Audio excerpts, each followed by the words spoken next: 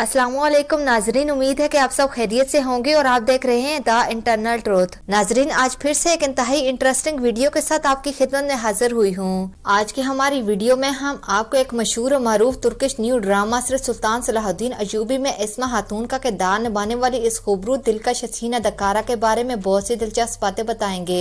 दरअसल ये असल जिंदगी में कौन और कैसी है और क्या ये अदाकारा असल में शादीशुदा हैं? अगर हाँ तो क्या इनके शौहर का ताल्लुक भी शोबस इंडस्ट्री से ही है? और सबसे अहम बात की असल में मुसलमान भी है या फिर नहीं? तो इनके बारे में ऐसी बहुत सी हैरानकुन बातें जानने के लिए वीडियो का एंड तक जरूर देखिएगा। लेकिन वीडियो को आगे बढ़ाने से कबल आप सबसे यही गुजारिश होती है कि वीडियो को लाइक और चैनल को सब्सक्राइब कर दीजिए। नाजरीन ग्रामी, ड्रामा सिर्फ सुल्तान सलाहुद्दीन अयूबी में इस्मा खातून का किरदार निभाने वाली इस खूबसूरत अदाकारा का असल नाम सेजगिन ओजबेक है। ये 27 जुलाई सन 1985 को तुर्की के शहर बेल्जियम में पैदा हुई। इस वक्त इनकी उम्र 38 साल है और अब अगर बात इनके एजुकेशन की करें तो ये ग्रेजुएट हैं। इस दिलकश हसीन नैनो नक्श वाली अदाकारा की आइज का कलर हेजल ब्राउन जबकि हेयर का कलर ब्लैक है।